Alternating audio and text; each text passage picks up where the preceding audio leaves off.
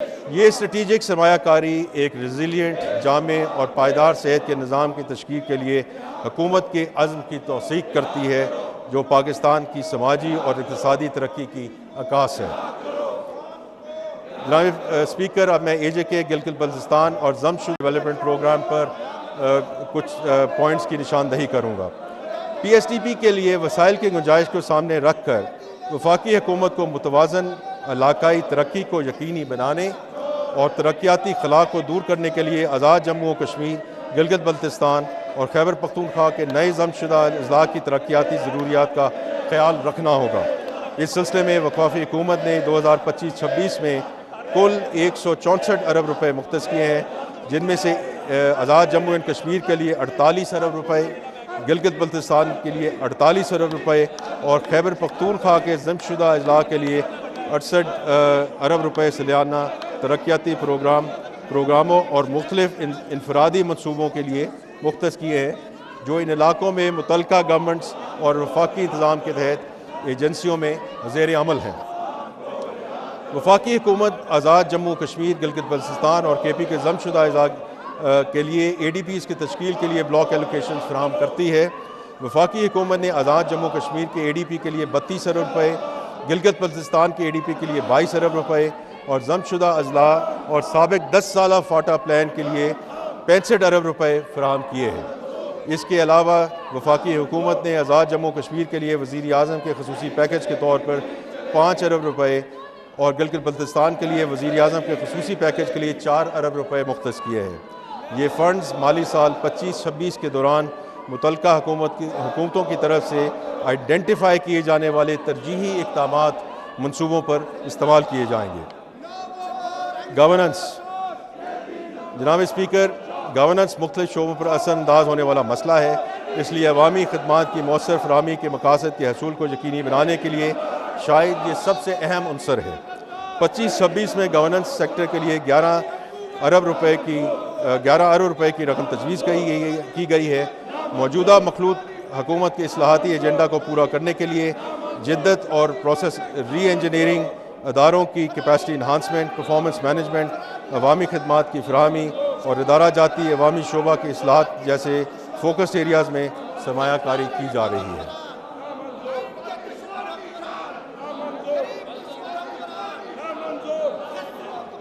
जनाब स्पीकर, मैं ईवान को ये बताना चाहता हूँ कि हमने जो सबसे फौरी मसाइल की निशानदही की थी, उनमें महसूलात की वसूली में मसलसल कमज़ोरी शामिल थी।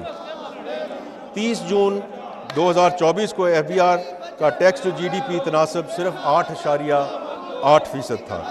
मौजूदा हुकूमत की कोशिशों से और अल्लाह ताला के फजल करम से इस माली साल के पहले 9 महीनों में FBR का टैक्स टू GDP तनासब बढ़कर 10.3% हो गया और तवक्को है कि जून 2025 के आखिर तक ये मज़ीद बढ़कर 10.4% हो जाएगा। वफाकी नॉन टैक्स महसूलात में भी गुज़श्ता साल के 0.8% के मुकाबले में बढ़कर GDP का 1.2% हो गए हैं। मजमूई तौर पर वफाकी महसूलात अब GDP का 11.6% हैं और अगर हम सूबों के 0.7% टैक्स टू GDP तनासब को शामिल कर लें तो रवां माली साल के इख्तिताम तक कौमी टैक्स टू GDP तनासब 12.3% हो जाएगा। FBR के टैक्सों में एक साल के दौरान टैक्स टू GDP के तनासब में 1.6% तक का इजाफा ना सिर्फ पाकिस्तान की तारीख में बेमिसाल है, बल्कि हालिया तारीख में दुनिया के दीगर हिस्सों में भी बहुत कम देखा गया है। जनाब स्पीकर, अब मैं इस ऐवान के सामने माली साल के अहम टैक्स पॉलिसी इक़दामात पेश करता हूँ। इनकम टैक्स के हवाले से तजावीज़। सबसे पहले हम उस जगह रिलीफ दे रहे हैं जहाँ उसकी सबसे ज़्यादा ज़रूरत है। तनख्वाहदार तबके के लिए रिलीफ। वज़ीर आज़म पाकिस्तान की हमेशा ये कोशिश रही है कि तनख्वाहदार तबके पर टैक्सों के बोझ को कम से कम किया जाए। इस हवाले से तनख्वाहदार लोगों के लिए आमदनी के स्लैब्स में इनकम टैक्स की शरों में नुमायाँ कमी की तजवीज़ है। ये रिलीफ ना सिर्फ टैक्स के ढांचे को आसान बनाएगा, बल्कि मुतवस्सित आमदनी वालों पर आय टैक्स के बोझ को कम करके इन्फ्लेशन और टेक होम तनख्वाह के दरमियान तवाज़न को यकीनी बनाएगा। 6 लाख रुपए और 12 लाख रुपए तक तनख्वाह पाने वालों के लिए टैक्स की शरह 5% से कम करके 2.5% कर दी गई है। जो लोग 22 लाख रुपए तक तनख्वाह लेते हैं उनके लिए कम से कम टैक्स की शरह 15% की बजाय 11% करने की तजवीज़ है। इसी तरह ज़्यादा तनख्वाहें हासिल करने वालों के लिए भी टैक्स की शरह में कमी की तजवीज़ दी जा रही है। 1 लाख रुपए तक तनख्वाह लेने वालों के लिए टैक्स की शरह 25% से कम करके 23% करने की तजवीज़ है। ये इक़दाम टैक्सों को मुनसिफाना बनाने और टैक्स अदा करने वाले तनख्वाहदार अफराद पर बोझ को कम करने के लिए हुकूमती अज़्म का आइनादार है। इसी तरह हुकूमत को इस बात का इल्म है कि मुल्क की बेहतरीन पेशावर अफरादी क़ुव्वत को इस खित्ते में सबसे ज़्यादा टैक्सों का सामना करना पड़ रहा है, जिसके नतीजे में ख़दशा है कि इंतहाई बासलाहियत अफराद मुल्क से बाहर मुंतकिल हो सकते हैं। इसलिए मुल्क से ब्रेन ड्रेन को रोकने के लिए 1 करोड़ रुपए से ज़्यादा आमदनी वाले अफराद पर आयदा सरचार्ज में 1% कमी की तजवीज़ है। कॉर्पोरेट सेक्टर के लिए लाया अमल।